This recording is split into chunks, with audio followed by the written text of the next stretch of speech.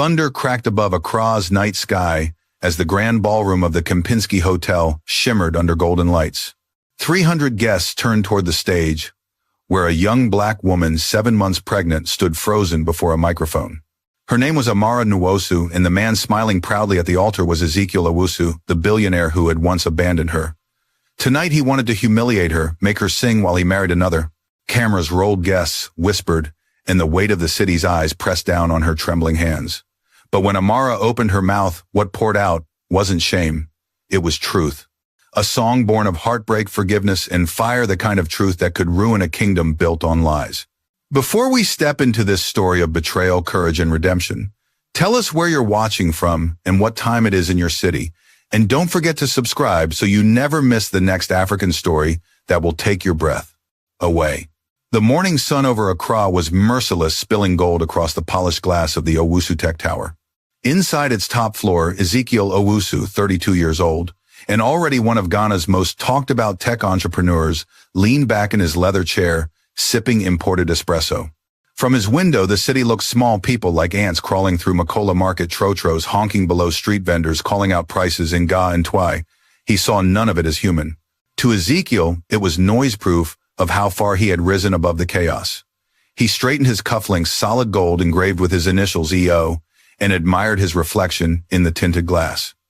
Everything about him screamed success: the charcoal suit tailored in Milan, the silk tie, the calm arrogance of a man who believed the world owed him applause. But behind that perfect image was a heart carved from ambition and ice. Once years ago, Ezekiel had been different. He grew up in Nima in a small concrete house with leaky roofs and the smell of fried plantain drifting from every corner. He knew hunger, he knew struggle, but success had changed him. No, it had consumed him. Now, when he thought of his past, he saw only shame, something to bury under money and marble floors. A knock came on his office door. His assistant Kofi poked his head in. "Sir, the designer from London has arrived for your wedding suit fitting."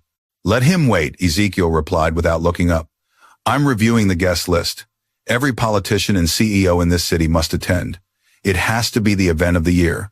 "Yes, sir," Kofi murmured and disappeared. Ezekiel's lips curved into a small smile. In less than a month, he would marry Adana Eze, daughter of one of Ghana's most powerful business magnates. Their union wasn't built on love. It was a merger, a social empire in silk and champagne. The wedding would prove once and for all that he had arrived at the summit of Ghanaian high society. And to make the victory complete, he had planned one cruel detail: a performance by Amara Nwosu, the woman he once loved, the woman now carrying the child he refused to acknowledge. She would sing at his wedding like a hired entertainer, her belly visible, her voice trembling while he exchanged vows with another. It would be poetic justice, he told himself. The woman who had once wept over him would now sing praises at his triumph. But deep inside, even Ezekiel couldn't explain why the thought thrilled him so much. It wasn't love. It was power. The power to watch someone break and know you caused it. Across town, in a quiet neighborhood in Osu, Amara sat on the edge of her bed, a hand resting gently on her swollen belly. Her room was small, bare walls, a tiny fan that clicked each time it turned, and a radio that hummed softly in the background. Outside, children laughed as they chased a ball through the narrow street. The scent of palm oil stew drifted through her open window. Amara was 28, with deep brown skin that glowed softly in the sunlight, and eyes that carried both strength and sorrow. Her voice, her voice was something heaven must have crafted on a good day. It wasn't the kind of perfection you found in studios. It was raw, human, and full of emotion. When she sang, people felt everything she had ever lived, her hope, her pain, her love. But today her voice stayed silent. Bills lay scattered on the table, rent overdue, hospital checkups unpaid. The refrigerator hummed emptily except for half a loaf of bread and a bottle of water. She rubbed her belly gently and whispered, "Don't worry, my baby. Mama will find a way." Still, fear gnawed at her. Singing gigs had dried up lately. The restaurants that once booked her had switched to DJs. The bars now wanted young faces with energy, not soulful voices that made people cry into their drinks. And then there was Ezekiel, the name she tried so hard to forget. A year ago, he had promised her forever. They'd met when she sang at a charity gala for startups. He had stood in the front row, mesmerized, then charmed her with polished compliments and thoughtful gestures. For a while, she believed she had met a man who saw her heart instead of her poverty. But when she told him she was pregnant, everything changed. His smile turned sharp, His words turned cold. You expect me to ruin my name for a singer from Osu, he'd said, his voice like steel. You don't belong in my world, Amara. End it or don't ever contact me again. That was the last time she saw him. Until now. The knock on her door startled her. Amara, a cheerful voice called. It's me! It was Chioma, her best friend since high school, a bright, bubbly woman with cornrow braids and a heart too big for her wallet. She pushed the door open, carrying 2 plastic bags filled with food. You didn't think I'd let you starve, did you? Amara smiled weakly. Chioma, you shouldn't. Don't start, Chioma interrupted, unloading rice, beans, and vegetables onto the table. You're eating for 2. Remember, my future godchild needs proper nutrition. The 2 women laughed softly. For a few moments, the heaviness in the air lifted. They ate together, talking about old times, singing in church, borrowing dresses for school events, dreaming of better days. Then Amara's phone buzzed. Unknown number. Hello, she answered, cautious. Good afternoon, said a crisp professional voice. Is this Miss Amara Nwosu, the vocalist? Yes, this is she. My name is Patience Okafor. I'm an event planner for high-profile weddings in Accra. I've heard about your performances. I have a job opportunity that might interest you. Amara's heart jumped. I'm listening. I'm organizing a luxury wedding at the Kempinski Hotel, Gold Coast City next month. We need a solo singer for the ceremony and reception. The pay is $3,000. Amara's hand shook. 3,000, yes, Patience replied. We'll cover transportation, wardrobe, and accommodation. I'll send the details via email if you're available. Yes, yes, please, Amara said quickly. Her heart soared. That money could change everything. After the call ended, Chioma squeezed her hand. See, God hasn't forgotten you. Amara smiled through tears. Maybe you're right. She opened her old laptop, waiting for the email to arrive. When it did, she clicked eagerly until her eyes froze on the screen. Wedding performance contract, the marriage of Mr. Ezekiel Owusu and Miss Adana Eze. Her vision blurred, the room tilted. The man who abandoned her was marrying another woman, and she had just accepted a job to sing at his wedding.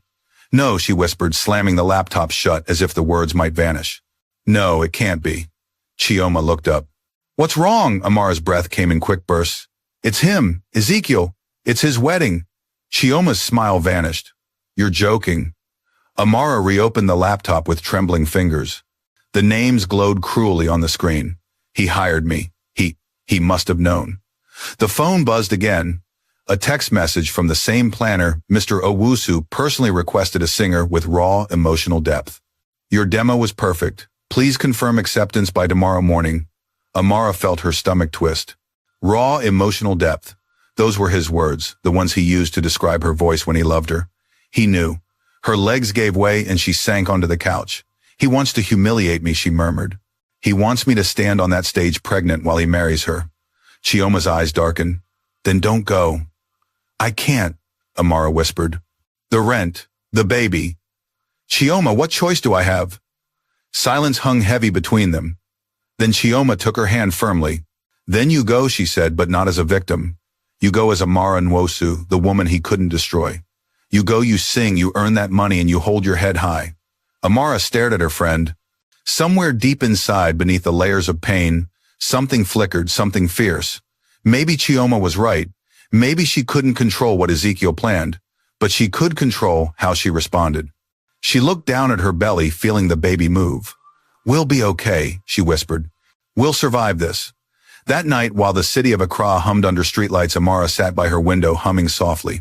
The melody came unbidden, haunting and beautiful, a lullaby for strength. She didn't know yet that this song, born of heartbreak and hope, would one day shake the foundations of power itself. 2 sleepless nights passed in Osu. The heat pressed down through the ceiling and the hum of motorbikes along the narrow street refused to die even after midnight. Amara Nwosu lay awake on her thin mattress, the blue glow of her phone screen washing over her tired face. The message from Patience Okafor was still there, polite and poisonous. Please confirm your acceptance by tomorrow morning. Tomorrow morning. Those 2 words sat on her chest like a stone. She turned her face toward the window. Outside, Accra never really slept. The vendors still called out Waki Banku somewhere down the road, and a distant generator coughed out smoke. Amara's hand rested on her belly, feeling a faint kick. You hear that, she whispered to the life inside her. Even the city won't let me rest. The baby kicked again as if to answer. By dawn, Chioma was already knocking at her door. Open up, lazy bones, she called with forced cheer. When Amara opened, her friend stepped in, carrying 2 cups of tea and a paper bag of Kellawell. "Drink," Chioma ordered, setting 1 cup down. "You look like someone who wrestled demons all night." Amara gave a faint smile. "Maybe I did." Chioma sat beside her on the bed. "So, have you decided I can't?" Amara whispered. "Every time I think of standing there in front of him, I can't breathe. But if I refuse, how will I pay rent?" "The landlord already warned me." "And the hospital checkup," Chioma interrupted gently. "You don't need to explain. You're doing what mothers do, choosing survival." Amara's eyes filled with tears. "But it feels like selling my dignity." "No," Chioma said firmly. "It's taking control. He thinks he's writing your humiliation. You're going to rewrite it as your victory." Amara stared into her cup. Steam rose between them like a quiet promise. At noon, she sat at her old wooden desk laptop, open fingers trembling over the keyboard. The cursor blinked on the blank reply. She typed slowly, "Dear Miss Okafor, thank you for this opportunity. I accept the engagement for November 15th at the Kempinski Hotel. Kindly send the full contract and song list. Best regards, Amara Nwosu." Her hand hovered over send for a long time, then she clicked. A soft chime confirmed the message was gone, like releasing a dove into a storm. Later that afternoon, Accra's sky darkened. Clouds swelled above the city, heavy with rain. Amara pulled her threadbare curtain aside and watched lightning flash behind the distant outline of Independence Arch. Her phone buzzed again, a new email from Patience Okafor, attached with documents and a brief note. "Mr. Owusu is particular about professionalism. Kindly arrive at rehearsal on November 10th. Dress code formal." Amara's heart tightened. Mr. Owusu. Even written, his name felt like a wound reopening. She scrolled down through the event plan timings, song suggestions, VIP lists. Her eyes caught one line: special performance solo vocal interlude before signing of marriage certificate. So he wanted her front and center, the perfect moment for his triumph. She pressed her palm against her belly again. "We can do this," she murmured. "We'll sing, we'll earn, and then we'll disappear."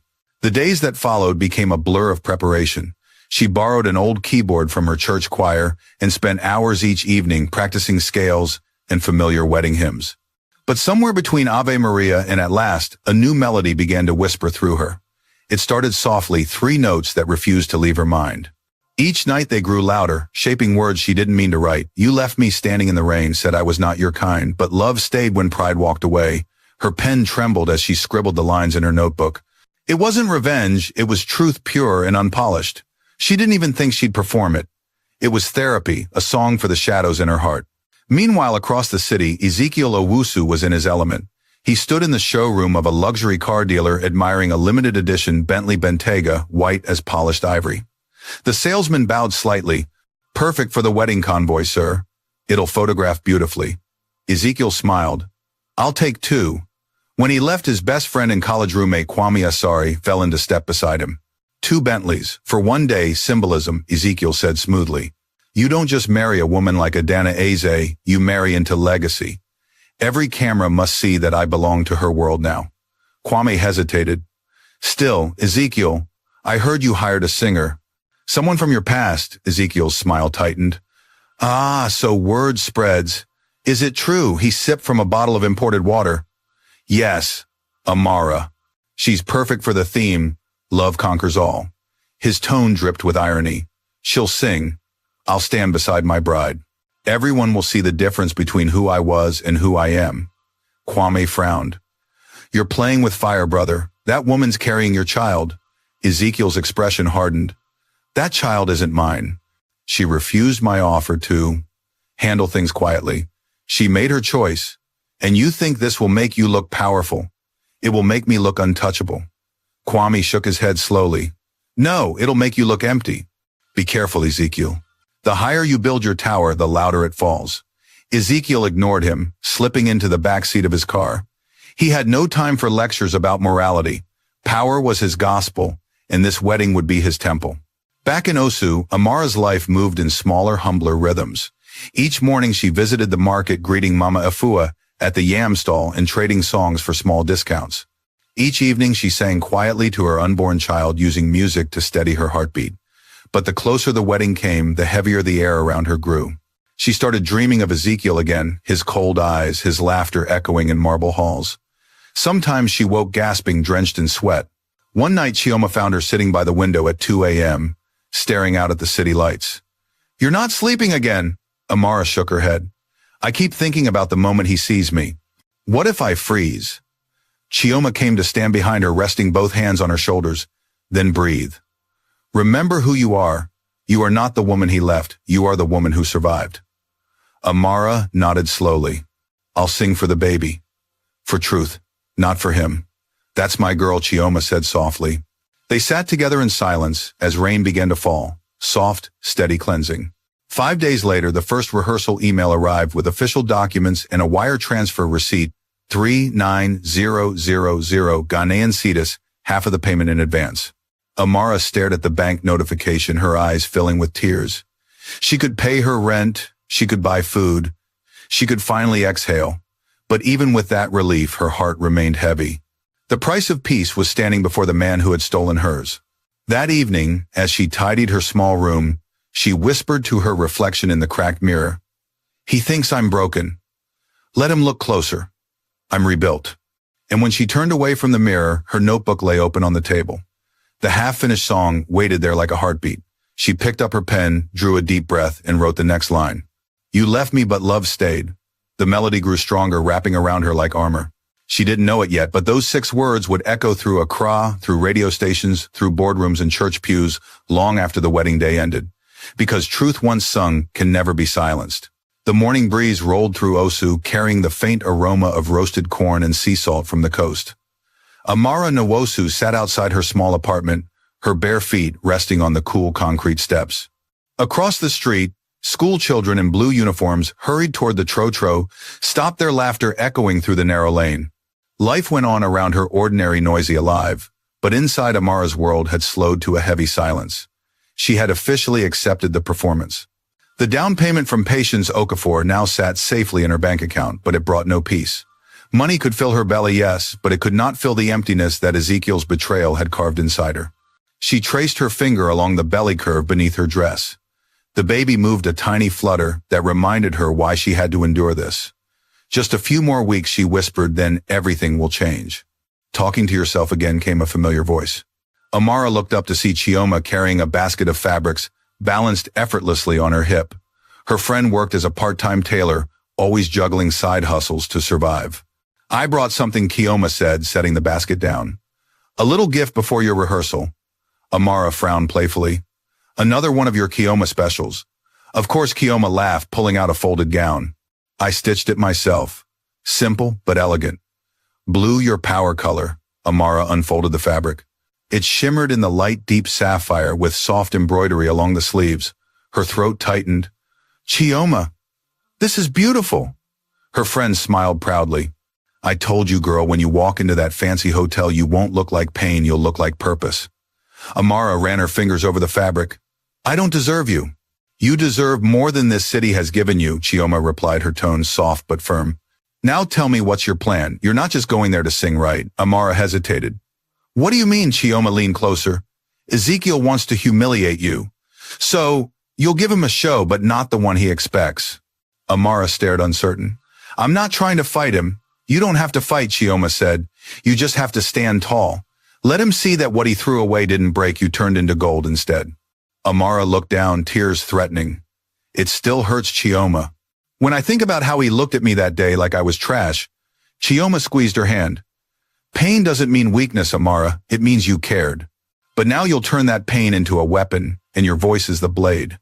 For the first time in weeks, Amara smiled, faint but real. "You sound like one of those motivational preachers on TV. Maybe I should start charging." Chioma teased, then softened. "Promise me one thing when you sing, don't let him see your fear." "I promise."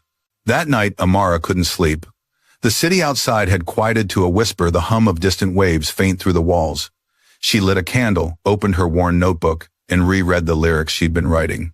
"You left me standing in the rain, said I was not your kind, but love stayed when pride walked away." Her pen moved almost on its own, guided by emotion deeper than words. She added a second verse, her handwriting uneven through the tears. "You broke the wings, but I still learned to fly. You called me nothing, yet here I rise." The melody wrapped around her like a heartbeat. She didn't plan to sing it at the wedding. It was too personal, too raw. But something in her chest told her this song was no accident. It was destiny waiting for its stage. When the candle burned low, she placed her hand on her belly again. "You'll hear me sing one day," she murmured. "Not for pain, but for freedom." Across Accra, the Owusu mansion glowed like a palace carved from marble and glass. Servants moved quietly through its hallways, adjusting flower arrangements and polishing silver trays. Ezekiel Owusu sat on his balcony, a glass of whiskey in hand, scrolling through social media articles about his upcoming wedding. Headlines blared Accra's power couple to tie the knot in grand style. He smirked. Everything was going according to plan. Inside, Adana Eze, his bride-to-be, stood before the mirror in her walk-in closet. The silk gown hugged her slender frame perfectly, but her reflection did not smile back. Her mother, Mrs. Easy, stood behind her, adjusting a diamond necklace around her neck. "You'll make headlines, my dear," her mother said proudly. "This marriage will secure your future. The Easy and Owusu names join forever." Adana's voice was soft. "Mama, do you ever wonder if power is enough? If love doesn't matter?" Her mother's expression hardened. "Love fades, child. Security stays. Men respect legacy, not emotions. Remember that." Adana nodded silently, though something in her heart ached. She had watched Ezekiel carefully these past weeks. His charm was flawless, his manners impeccable, but there was a chill in his eyes, as if his heart had forgotten how to feel. As her mother left the room, Adana whispered to her reflection, "Why do I feel like I'm marrying a stranger?" 3 days later, Amara took a trotro to Kempinski Hotel, Gold Coast City, for her first rehearsal. Her stomach churned as she stepped through the grand glass doors, the scent of imported lilies and polished marble overwhelming her senses. The air conditioning cooled her skin instantly, a stark contrast to the heat outside. She spotted Patience Okafor, a tall woman in a burgundy suit, clipboard in hand, directing workers setting up the ballroom. "Miss Nusu, welcome," Patience said warmly. "We're thrilled to have you. Let me introduce you to Mr. Owusu." Amara's heart lurched. She followed her into the ballroom, and there he was. Ezekiel stood near the stage, inspecting flower arrangements like a king surveying his court. His suit was immaculate, his posture proud, his face unreadable. When his eyes met hers, a flicker of surprise crossed his features, then quickly amusement. "Ah," he said smoothly, "the entertainment has arrived." Amara forced a calm smile. "Thank you, Mr. Owusu. I hope to meet your expectations." His lips curved slightly. "I'm sure you will. After all, you always knew how to make a man listen." Patience clapped her hands briskly, breaking the tension. "Shall we start rehearsal?" Amara walked onto the stage, the microphone trembling slightly in her grip. Ezekiel stood below, arms crossed, watching her. For a second, the room faded, the chandeliers, the guests, the planners, all gone. It was just him and her two ghosts from a love that died too early. She took a deep breath and began to sing. Her voice filled the ballroom, smooth, rich, haunting. Even Ezekiel's smirk faltered. The lyrics weren't from her secret song, but they carried something undeniable power. When she finished, silence lingered. Patience clapped first. Beautiful Mr. Owusu. Ezekiel cleared his throat. "Adequate," he said coldly. "We'll keep her." Amara stepped down from the stage, her heart racing but her face calm. As she passed Ezekiel, she whispered softly, just loud enough for him to hear, "You can't break what you didn't build." He froze momentarily, stunned, as she walked away with quiet dignity. That night in her small apartment, Amara couldn't stop trembling. The encounter had reopened wounds she thought had healed. But beneath the pain was a strange new strength. For the first time, she realized he no longer had power over her. Chioma came by with fried plantains and 2 bottles of malt, so she asked eagerly, "How did the rehearsal go?" Amara smiled faintly. "He looked right at me, and I didn't flinch." Chioma raised her bottle.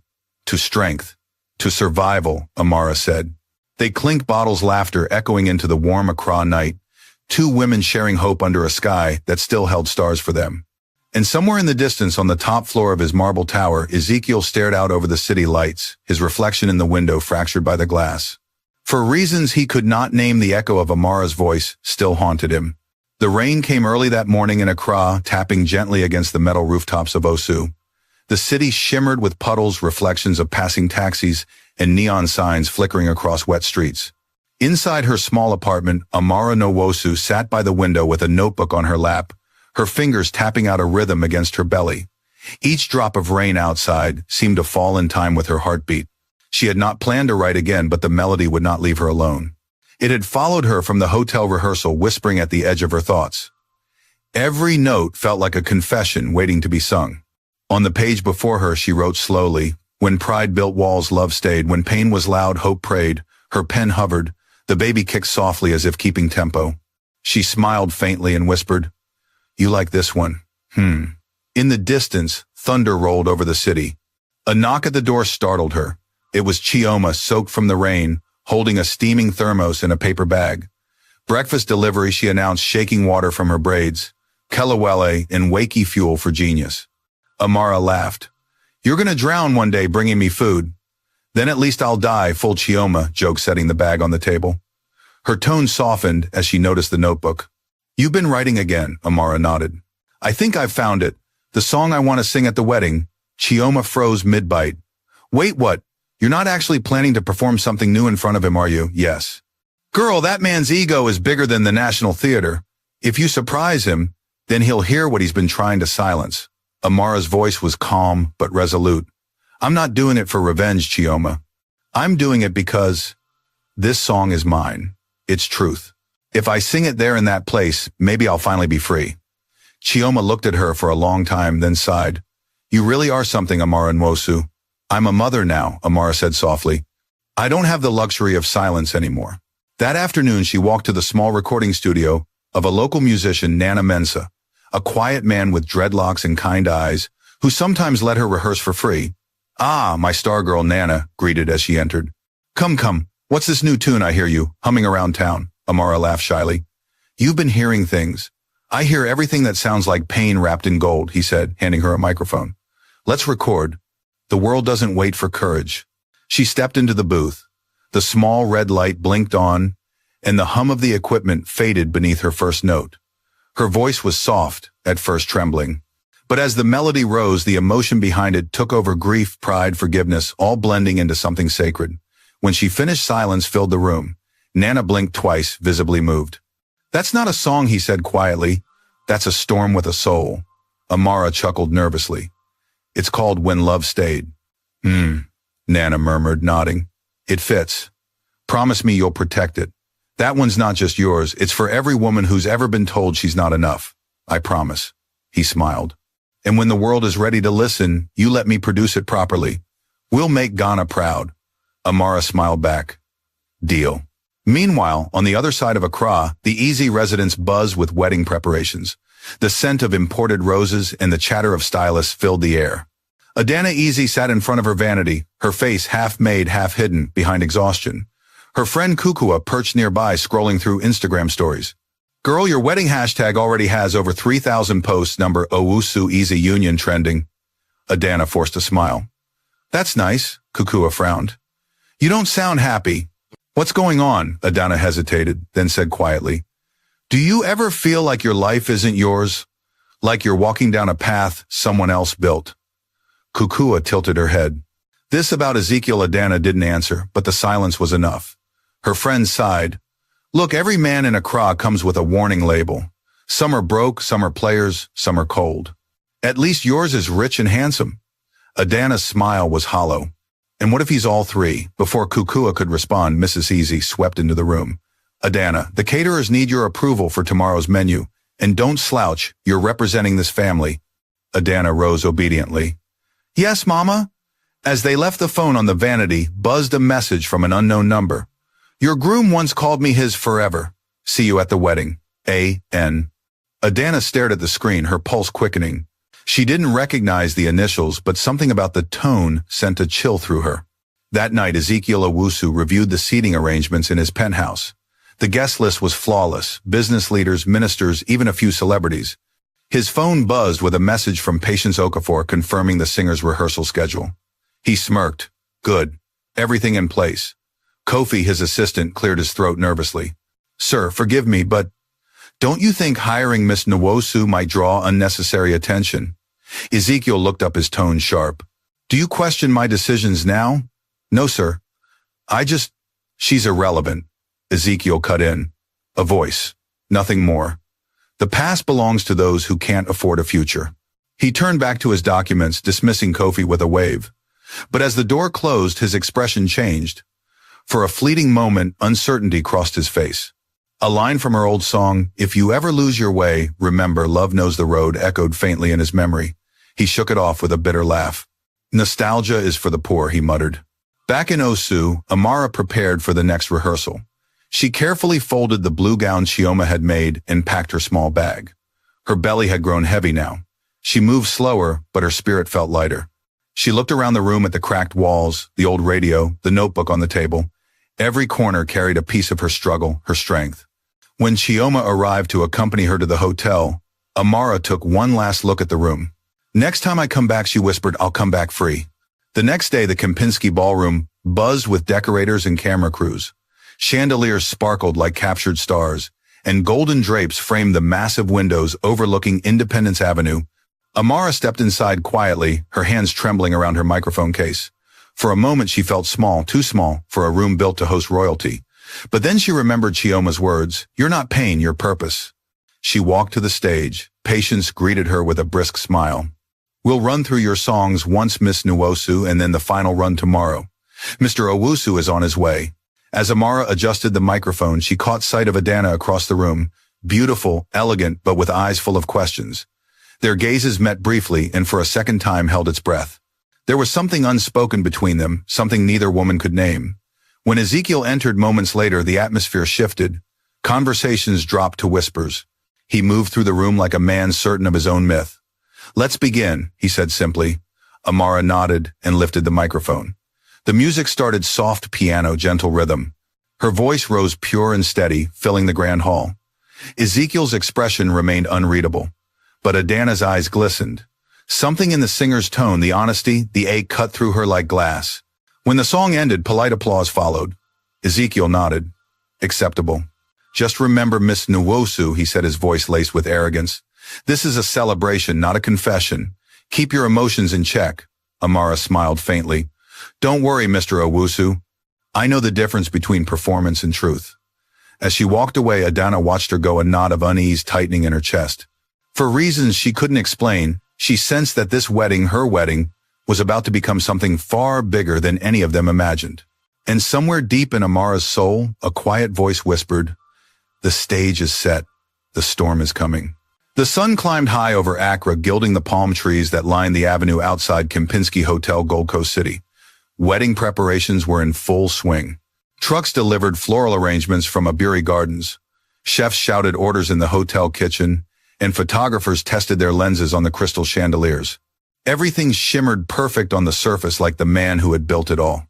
Inside one of the hotel's luxury suites, Adana Eze sat in front of the mirror while her stylist pinned the last curl into place. Diamonds glittered in her ears, but her eyes were dim.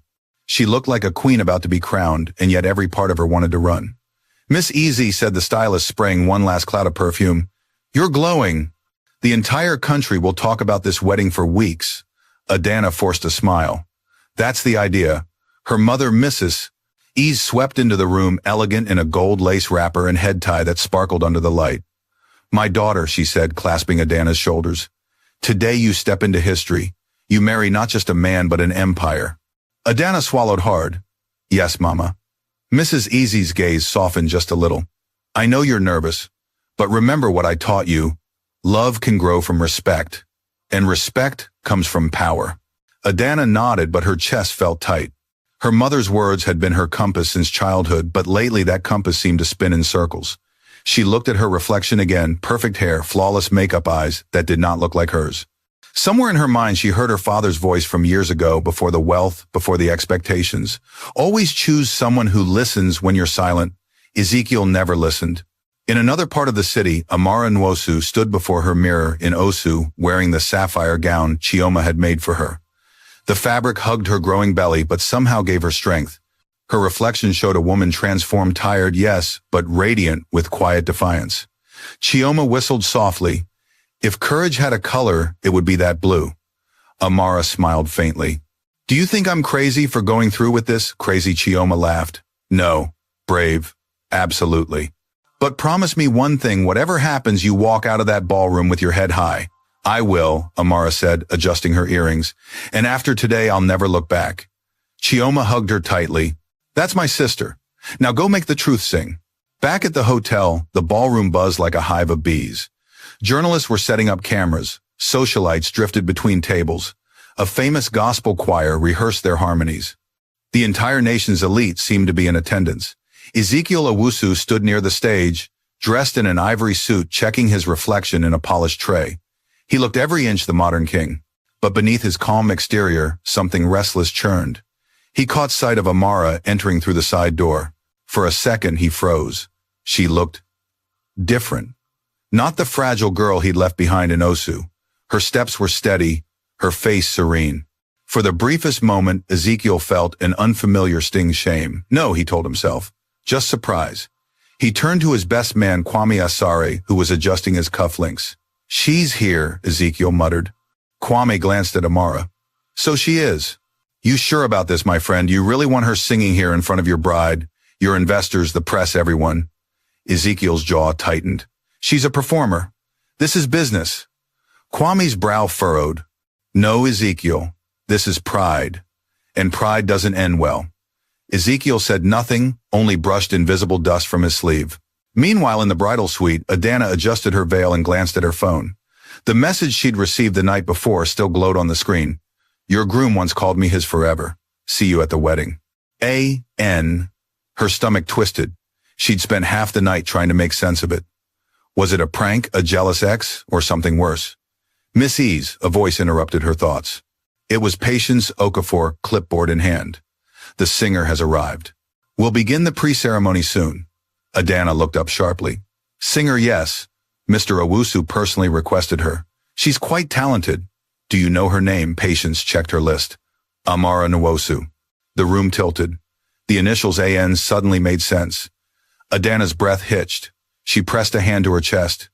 Thank you, Patience. That will be all. When the planner left, Adana stared at herself in the mirror, trying to steady her breathing. So it's true.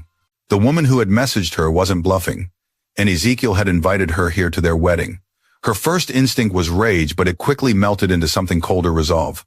She wasn't a naive girl to be toyed with. If Ezekiel wanted a performance, he would get one, but not the kind he expected. As the ceremony began, the ballroom filled with the soft hum of conversation. Guests settled into their seats, fanning themselves with golden programs that bore the words, the union of Adana Eze and Ezekiel Owusu, love conquers all. Under the chandeliers, the groom stood tall beside his best man. Cameras flashed, reporters whispered about the guest list. Then the doors opened. The bridal march began. Adana appeared moving gracefully down the aisle in her sparkling gown. Every step felt like walking through fire, but she kept her head high. Her smile was delicate but controlled. When she reached the altar, Ezekiel took her hand. His grip was firm, rehearsed. You look perfect, he murmured. So do you, she replied evenly, her eyes searching his face for truth and finding none. The ceremony unfolded like a fairy tale. The officiant spoke of love, unity, and destiny. The audience sighed in admiration. But under the perfect rhythm of the event, tension coiled tight as a drum. Then came the moment everyone awaited, the song. Patience Okafor stepped to the microphone. Ladies and gentlemen, please welcome our special guest performer, the talented Amara Nwosu. Applause rippled through the hall as Amara walked onto the stage. She bowed slightly to the crowd, her blue gown shimmering under the lights.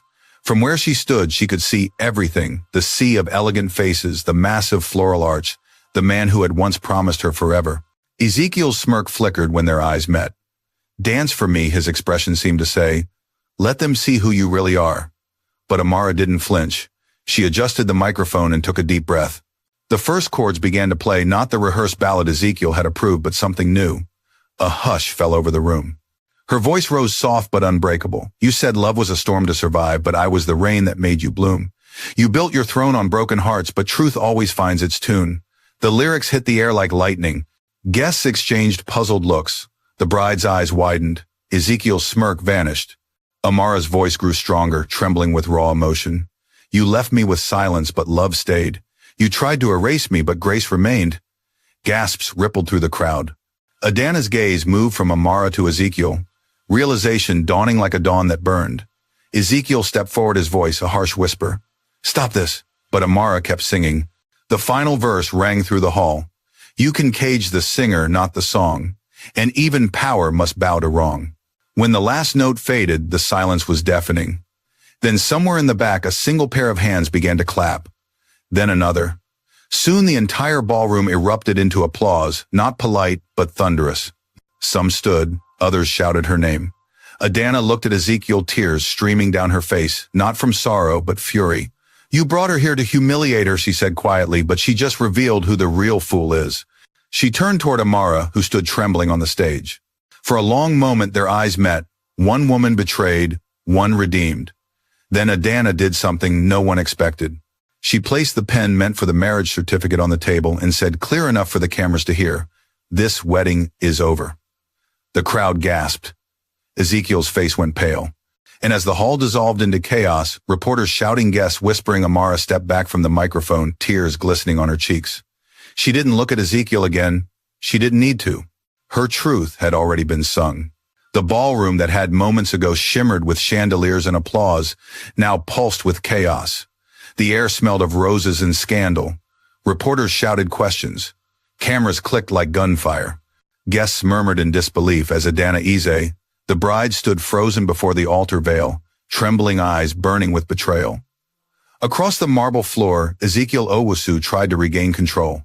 His jaw tightened as he turned to the officiant. Continue, he ordered, his voice low but shaking. Adana stepped back. There's nothing to continue, Ezekiel. This, she gestured to the crowd, the cameras, the stage. This is the truth you tried to hide. Don't embarrass yourself, he hissed. We'll talk later. She laughed bitterly. You brought her here to humiliate her, and you thought the world wouldn't find out. The murmurs in the audience grew louder. Someone whispered, he cheated. Another gasped, she's pregnant. Ezekiel's face flushed crimson. Everyone calm down, he said through clenched teeth, forcing a smile toward the cameras. There's been a misunderstanding, Adana cut him off. The only misunderstanding is that I believed you were capable of love. Gasps rippled again. Ezekiel reached for her wrist, but she pulled away sharply. The gesture was caught by every camera in the room. Amara stood motionless on stage, her microphone still in hand. The blue gown glowed under the lights, her tears glinting like glass. For a fleeting second, her instinct was to run. But she stayed. The truth was finally free, and she would not hide from it. Adana turned to her, her voice steady but raw. You don't need to say anything. You've already said it all. Their eyes met, two women on opposite ends of the same heartbreak. For the first time, neither saw the other as an enemy. Minutes later, the ceremony disintegrated. Guests scattered. The press swarmed. Kwame Asare, Ezekiel's best man, tried to usher him out through a side door, but microphones and questions closed in like a storm. Mr. Owusu, is it true? You had a child with the performer, Mr. Owusu. Were you unfaithful? Miss Nwosu, how long were you together? Ezekiel's teeth clenched. No comment, he snapped, pushing past the cameras. But the more he resisted, the more they followed. Adana, escorted by her father, left through another exit. Her mother trailed behind, humiliated but silent. Even in disgrace, Adana's head remained high. The bride, who was supposed to be a symbol of power, now walked away from it all into freedom. Back inside the ballroom, Amara sat in a corner trembling. Chioma burst in moments later, breathless from rushing through the security guards. Amara, are you okay? Amara looked up, dazed. I didn't mean for this to happen. Of course you didn't, Chioma said, wrapping her arms around her. But maybe it needed to. I just wanted to sing the truth, Amara whispered. Not destroy lives. Chioma pulled back gently. Sweetheart, lies destroy themselves. You just gave them a voice. Amara let out a shaky breath. Around them, hotel staff hurried to clear overturned chairs and spilled champagne. The orchestra quietly packed their instruments, avoiding her gaze. Then Nana Mensah, the producer who had helped her record, appeared at the doorway. Amara, he called softly. I saw the live stream. That was unbelievable. Amara flinched. Unbelievable, in a good way or bad way. In both, he admitted, his lips curving into a faint smile. The internet is already exploding. You're trending across Ghana. The truth singer. That's what they're calling you. Chioma's mouth dropped open. Trending. She just burned down a billionaire's wedding, and she's trending, Nana chuckled. Sometimes justice goes viral. Amara covered her face with her hands. Oh God, Nana knelt beside her. Listen to me, that song, When Love Stayed, it's not just a performance anymore, it's an anthem. You have to release it properly. People need to hear it. Amara shook her head. I can't think about that now. Not today? Then think about tomorrow, Nana said gently. Because tomorrow you'll wake up to a new world, one where your voice matters. Meanwhile, in the parking lot behind the hotel, Ezekiel ripped off his bow tie and slammed his fist against his car door. His assistant, Kofi, flinched. "Sir, please, there are cameras outside." "Let them film," Ezekiel roared. "Let them see what this city does to men who build everything." Kwame stepped forward. "This isn't about the city, Ezekiel. This is about you." Ezekiel turned, eyes blazing. "You think I deserve this humiliation?" "After everything I've built," Kwame met his gaze calmly. "Yes, you treated people like tools, and you forgot tools don't sing back." For a moment, Ezekiel looked ready to strike him, but instead he slumped against the car, chest heaving. The first drops of rain began to fall again, tapping against the hood like a slow applause from heaven. Hours later, the headlines spread like wildfire across every platform in Ghana and beyond. Billionaire groom exposed during his own wedding. Singer's truth anthem ends high society marriage live on camera. A number when love stayed. Trending #1 inch Africa. Clips of Amara's performance flooded TikTok and Instagram. Her voice, aching and beautiful, echoed across millions of screens. Some called her brave. Others called her reckless. But no one called her invisible anymore. In Osu, Amara sat on her couch, phone buzzing nonstop. Messages poured in from journalists, producers, and strangers across the world. "You gave me strength. Your song saved me from giving up. I cried watching you sing." Chioma scrolled through the comments, her eyes wide. "Girl, you're a legend." Amara shook her head. "I'm just tired." "Then rest," Chioma said softly. "You've earned it." Amara leaned back, hand resting on her belly. The baby kicked again, strong, rhythmic. She smiled faintly. Maybe the world was meant to hear this song. But not everyone celebrated. In the penthouse overlooking Accra, Ezekiel sat alone in darkness. His phone rang endlessly, board members, sponsors, investors. He ignored them all. The television in the corner replayed the viral clip of Amara's performance. Her voice filled the empty room, weaving through the shadows. "You can cage the singer, not the song." He grabbed the remote and hurled it at the screen. Glass shattered. Still, her voice lingered, soft and haunting. For the first time, the silence felt unbearable. He poured himself another drink, staring out the window at the city lights. Down there, people were laughing, sharing memes, gossiping about his downfall. Everything he'd built was crumbling, and yet what hurt most wasn't the scandal. It was the memory of her face glowing beneath the chandeliers, fearless. He whispered to the empty room, "You won, Amara. But what now?" The next morning, Accra woke to sunshine and headlines. Street vendors blared radios replaying When Love Stayed. Taxi drivers hummed along. Office workers watched the clip on their phones. At a cafe near Labadi Beach, Nana Mensah met Amara and Chioma. The place was quiet, the sea breeze soft against their faces. "I uploaded a clean version of your performance," Nana said. Within hours, record labels from Lagos and Nairobi were calling. "Everyone wants to sign you." Amara blinked, stunned. "Record labels, yes," Nana said, smiling. "But I told them no for now. You need rest. Then we'll do this properly." Chioma grinned. Imagine that, Amara Nwosu, the woman who sang Truth to Power. Amara sipped her tea, eyes distant. "I didn't want power. I just wanted peace." Nana nodded. "And sometimes peace only comes after the storm." They watched the waves for a moment, silent. In the distance, children played near the shore, their laughter carried on the wind. Amara placed her hand over her belly, whispering, "We're okay now, little one. We made it." Chioma smiled gently. "You sure you're ready for what comes next?" Amara looked out at the horizon where sunlight met the sea. "No," she admitted, "but I'll face it, because love stayed." And somewhere in the city, in a penthouse that now felt like a prison, Ezekiel Owusu listened to that same song playing faintly through his shattered television. He didn't drink. He didn't move. He just sat there alone with the echo of a truth he could no longer escape. The rain had washed Accra clean by nightfall. The streets glistened like black glass beneath flickering streetlights, and the scent of wet earth mingled with the smoky sweetness of grilled corn. From the balcony of a modest guest house near Labadi Beach, Amara Nwosu watched the tide roll in her hands, cradling a mug of ginger tea. Every wave felt like a heartbeat of the city, strong, endless, alive. It had been 2 days since the wedding, 2 days since the world learned her name. Yet peace still felt fragile, like the silence that follows a storm. The internet was still burning with her story. Journalists still begged for interviews. Strangers still left flowers outside her small gate in Osu. She had moved here to this quiet beachside guest house for a few days of air and distance. Her phone buzzed again. Chioma's name flashed across the screen. "Girl, you're still alive," came her friend's teasing voice. "The world's losing its mind out here," You're all over BBC Africa, CNN, and even TikTok Ghana, Amara chuckled softly. And what are they saying that your song is the new anthem for women everywhere? Even the church choir in Kumasi performed it during Sunday service. Amara laughed despite herself. That's impossible. I'm serious, Nana just sent me the video. The whole congregation singing When Love Stayed like it was a hymn. I told you unleashed something bigger than you. Her laughter faded into a sigh. Bigger than me, maybe, but also heavier. Chioma's tone softened. You sound tired. I am. Fame feels strange. I never wanted to be a symbol, Chioma. I just wanted to survive. Maybe that's exactly why people love you, Chioma said. You didn't sing for power, you sang for truth. And truth is starving in this world. There was silence on the line for a moment, broken only by the sound of the sea. Then Chioma added, by the way, did you hear Ezekiel was removed as CEO this morning? Amara froze. What his board met without him. They released a statement saying he's taking an indefinite leave for personal reasons. But everyone knows what that means. Amara closed her eyes, the words sinking like stones in her chest. She didn't rejoice. She didn't gloat.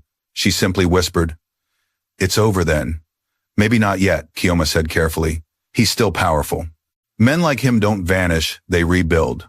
Just promise me you won't answer his calls if he ever tries. Amara smiled faintly. Don't worry, there's nothing left to say. Meanwhile, across town, Ezekiel Owusu sat in his penthouse, surrounded by silence. The servants were gone. His phone lay face down, battery dead. The headlines had been merciless. Owusu ousted after wedding scandal.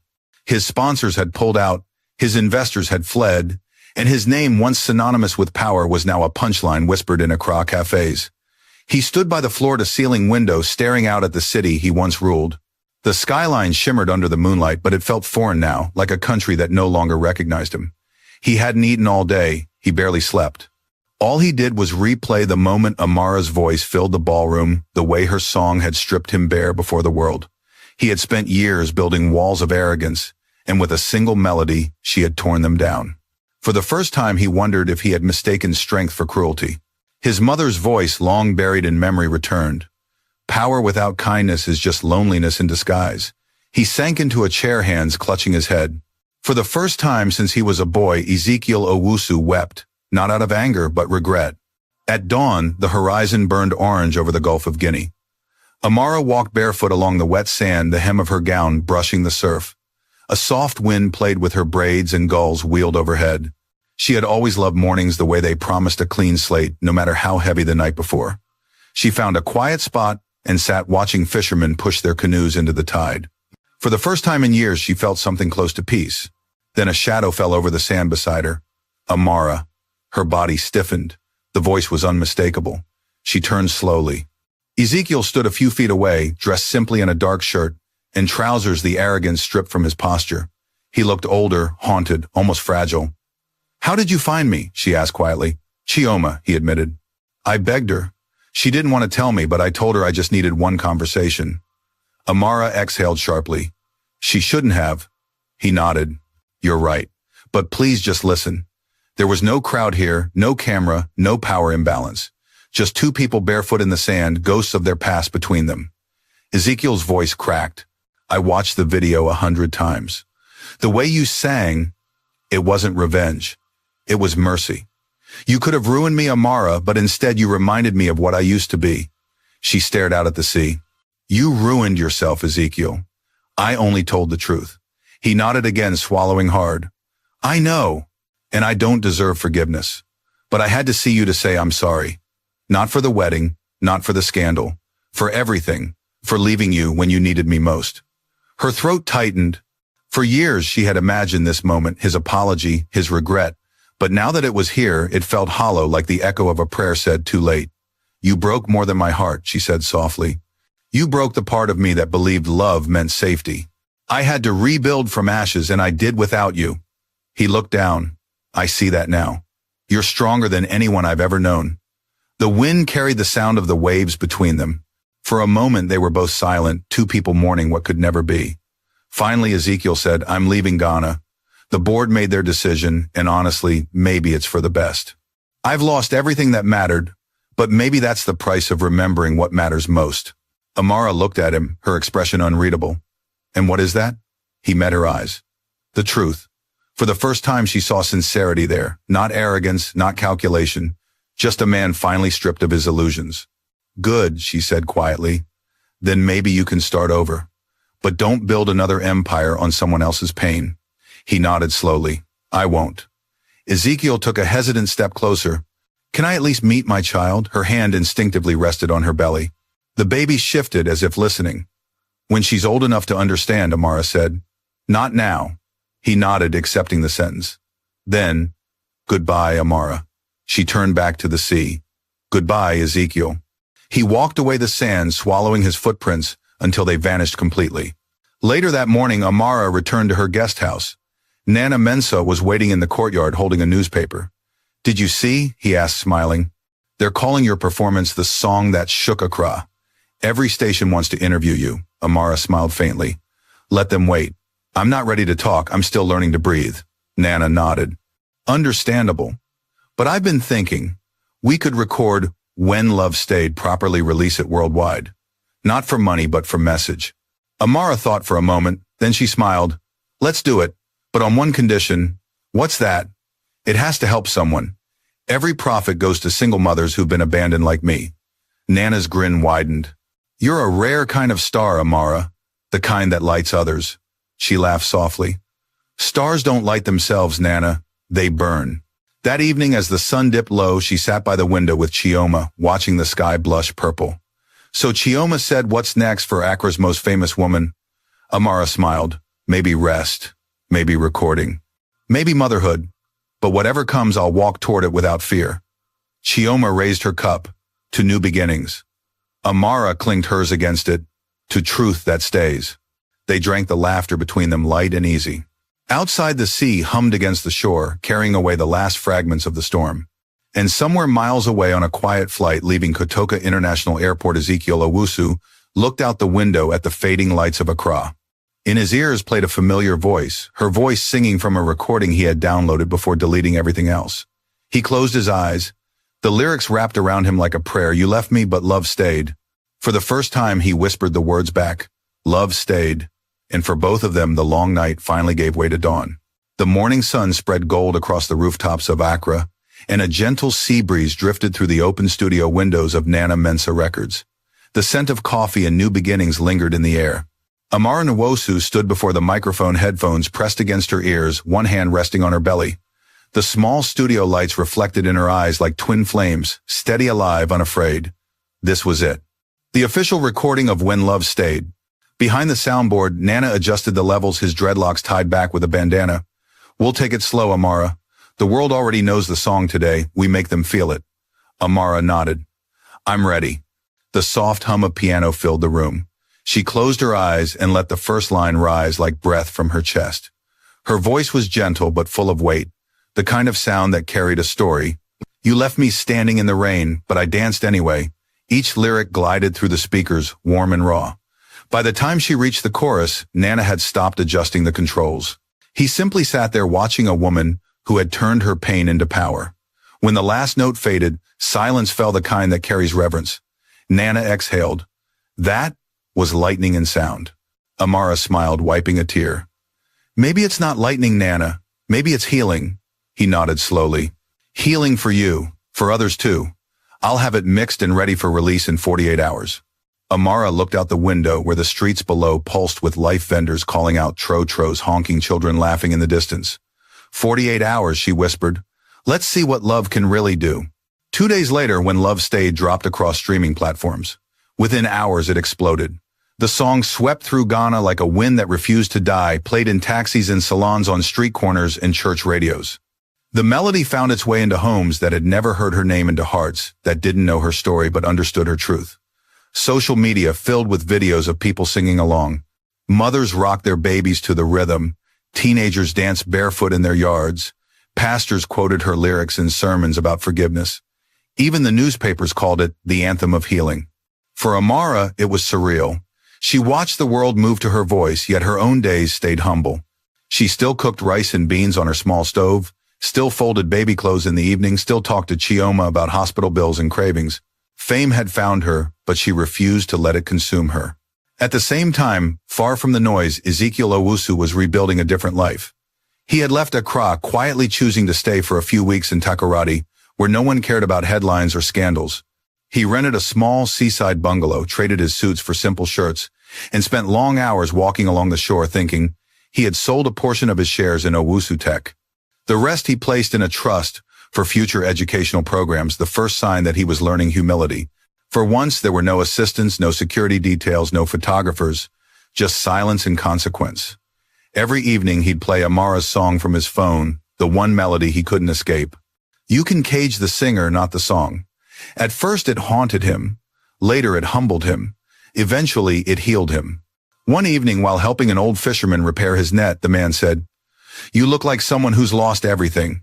Ezekiel smiled faintly. "Maybe I have." The fisherman shrugged. "Then you're free."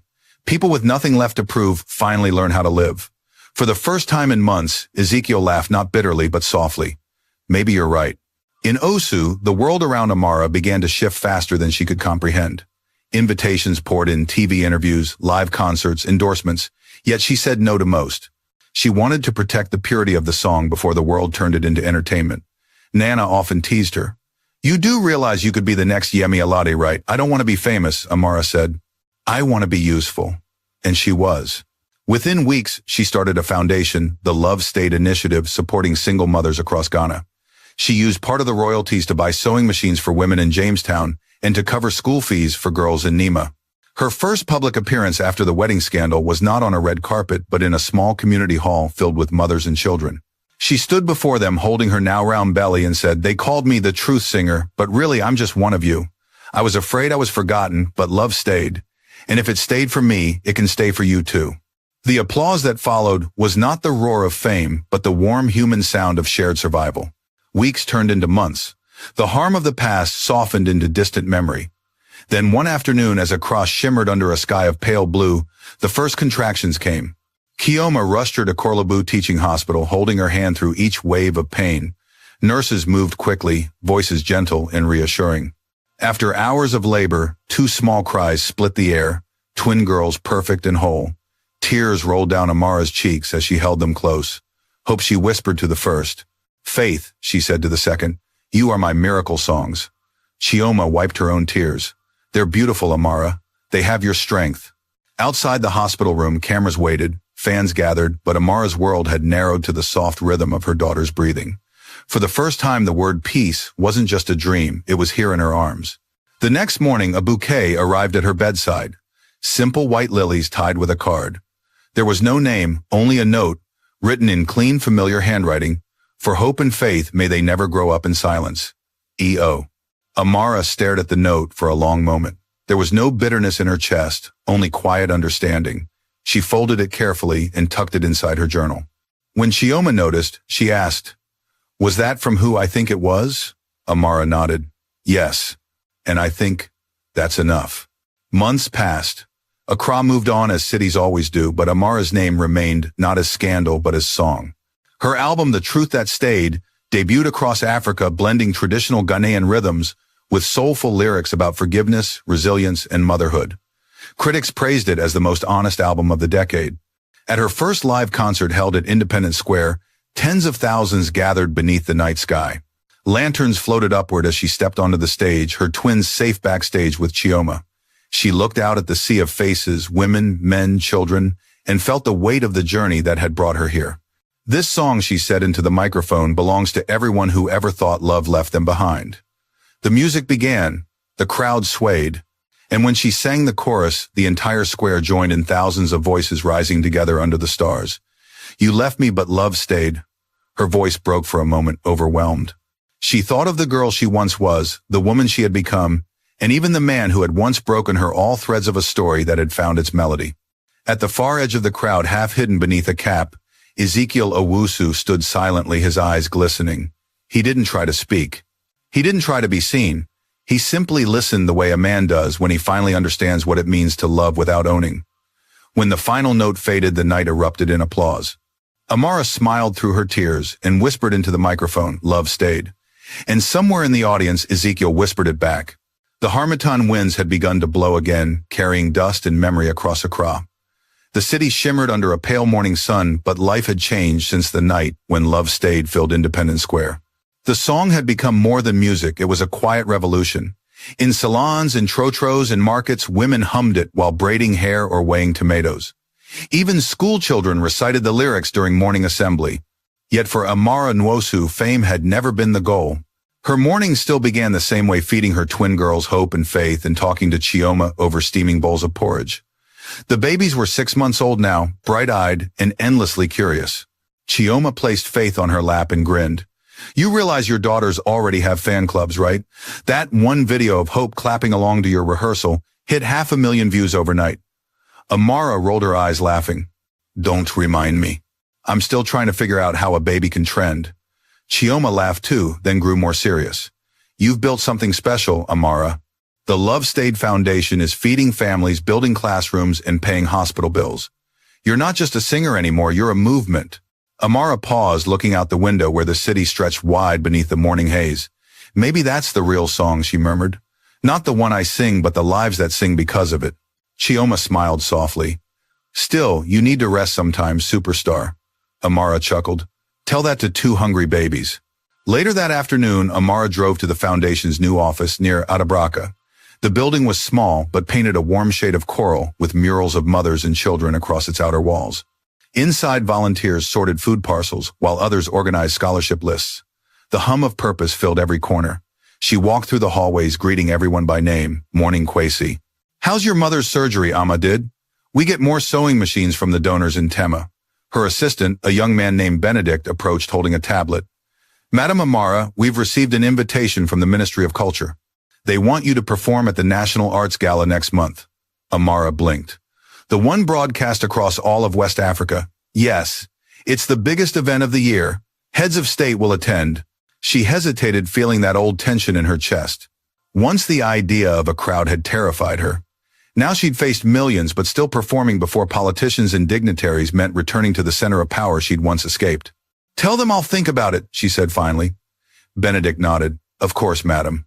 As he walked away, Amara ran her fingers along a framed photo on the wall, a group of single mothers from Jamestown smiling as they held sewing kits, the Love Stayed logo behind them. Beneath it, a small plaque read, "For every woman told she cannot rise." That was enough stage for her, she thought. Enough applause, but destiny, it seemed, wasn't done singing her name. Meanwhile, across the city, Ezekiel Owusu returned quietly to Accra. It had been nearly a year since his disappearance from public life. His hair was shorter now, flecked with early gray. The arrogance that once defined him had faded, replaced by a quiet weariness and a clarity that came only after losing everything. He stepped out of the taxi near Ridge Church and walked down the street toward a small building with a banner that read Owusu Youth Code Initiative. Inside, teenagers huddled around computers, their faces lit by the glow of learning. "Mr. Owusu," a boy called out. "The coding program is full. We need more laptops." Ezekiel smiled faintly. "Then we'll get more. Every child here deserves a screen, not just a dream." He had started the program with what little money remained from his savings, teaching young people from low-income neighborhoods about technology and business ethics, something he had once ignored himself. That evening after the students left, he sat alone in the quiet office, scrolling through his phone. His fingers paused over a news article, Amara Nwosu's Foundation expands to Nigeria. Her photo filled the screen, still radiant, still strong. He whispered softly to himself, "You kept your promise. You made the pain mean something." He wanted to message her to say he had changed.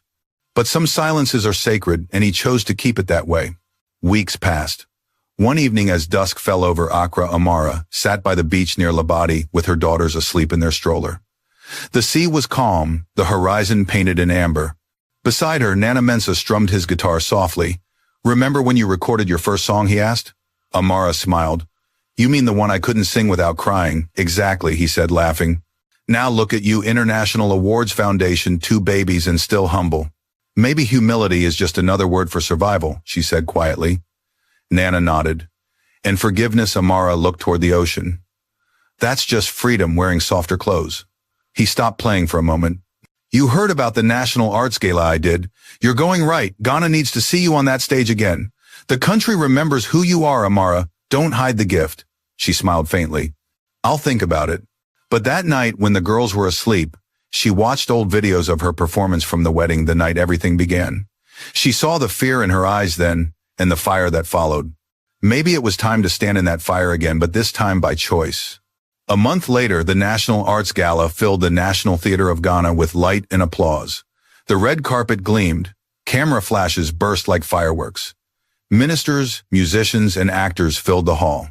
When Amara's name was announced, the audience rose in thunderous applause. Dressed in a flowing white gown, she stepped onto the stage, her daughters watching from the wings with Chioma. She smiled into the microphone. "A year ago, I thought music had destroyed me.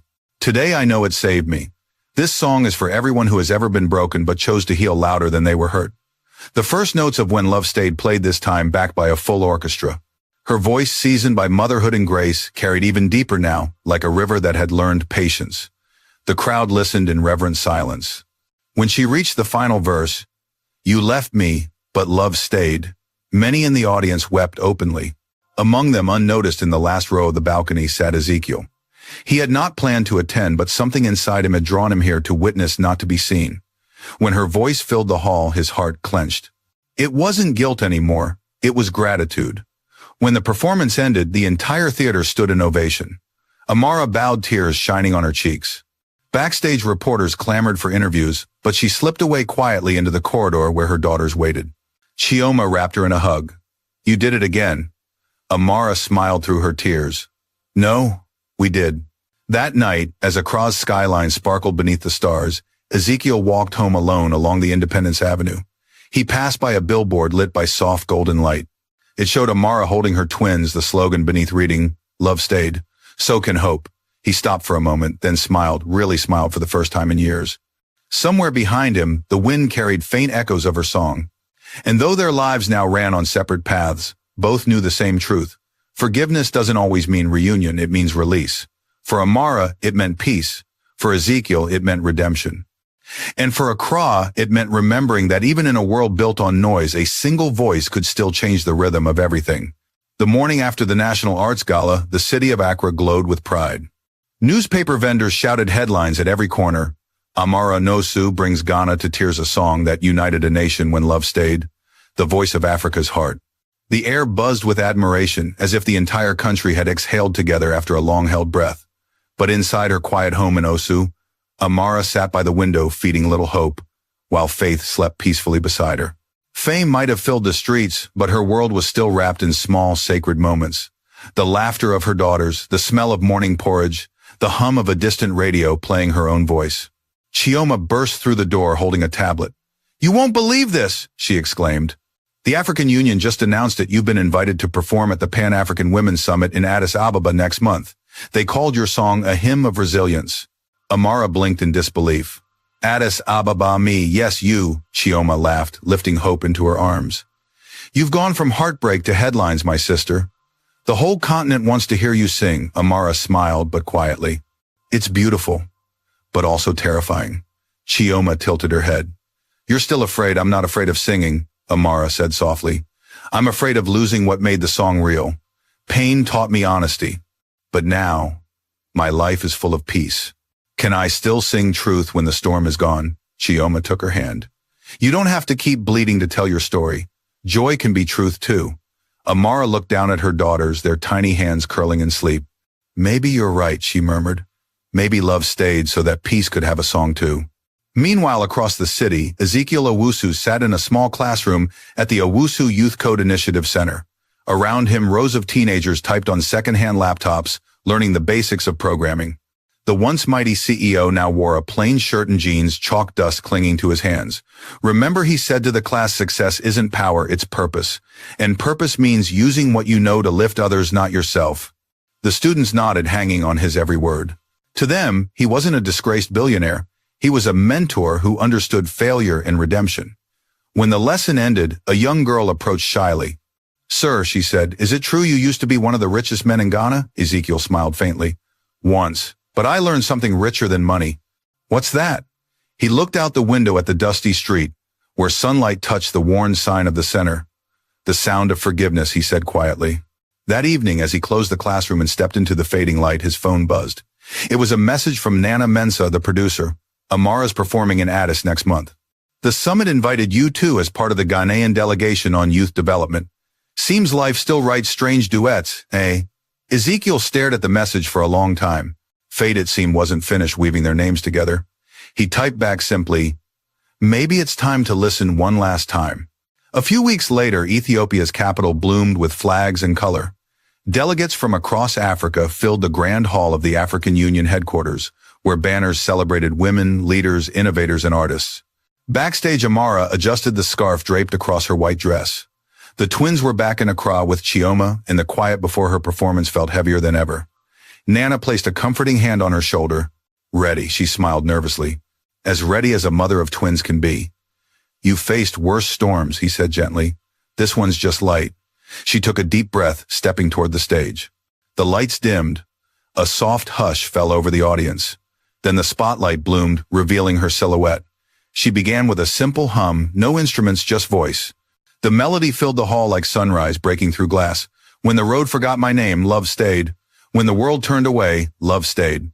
And when the silence became too loud to bear, Grace whispered, "I'm still here." The crowd was spellbound. Some wept, others closed their eyes. Ministers and artists alike sat in awe. And as she reached the final chorus, her voice trembled not from fear but from gratitude. "You can lose your crown, your home, your way, but love will stay, love will stay." When she finished, the hall erupted into applause. People rose to their feet, clapping until their hands ached. And in the front row, Ezekiel stood silently, eyes glistening. He had arrived with the Ghanaian youth delegation quietly seated in the back. But as the audience rose, he found himself drawn forward almost unconsciously, until he stood among the standing crowd. For a brief moment, their eyes met. No anger, no longing. Only recognition, the quiet kind that comes when two people finally forgive themselves. Afterward, in the corridor outside the hall, Amara walked alone toward the exit, her scarf fluttering in the air. A familiar voice stopped her. "Amara." She turned. He stood there, hands in pockets, uncertain. "I didn't mean to intrude," he said softly. "I just wanted to say thank you. Your song, it healed more than you know." Amara smiled gently. "And your silence did too." They both laughed quietly at that. Ezekiel glanced at her with a bittersweet smile. "You look happy." "I am." He nodded. "Good. You deserve every dawn." She looked at him for a long moment, then said, "And you deserve peace. Have you found it?" "Almost," he replied. "Still learning how to stay humble enough to keep it." A pause. "Ezekiel," she said softly, "sometimes losing everything is how we learn what's worth keeping." He smiled, eyes wet. "And you kept love." She tilted her head. "No love kept me." For a while they stood there in the gentle hum of the summit's corridor, not as lovers, not as enemies, but as two souls who had finally made peace with the past. Then Amara took a step forward and offered her hand. "Goodbye, Ezekiel." He took it, holding it briefly before letting go. "Goodbye, Amara." And just like that, their story, once tangled in betrayal and pride, found its final verse. Not tragedy, but closure. Months later, Accra awoke to new beginnings once again. The Love Stayed Foundation had expanded across 3 countries. Amara's song had become part of school curriculums, teaching children about courage and empathy. In Osu, hope and faith toddled through the living room, clutching wooden toys. Chioma watched them fondly. "They've got your energy," she said. Amara laughed. "And their father's stubbornness." Chioma arched a brow. "You mean the ex-father who was taught a lesson by God himself?" Amara chuckled. "That one."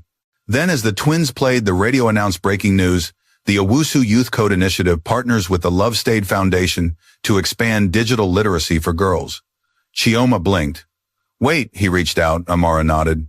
"He wrote me last month. Not for apology, just collaboration. And it felt right. Sometimes the best way to forgive is to build something better together." Chioma smiled slowly.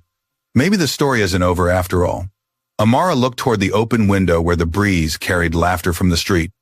"No," she said softly. "It's just changed keys."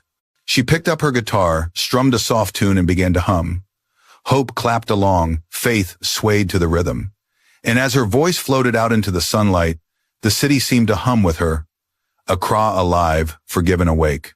Because some songs end, and some like hers simply stay.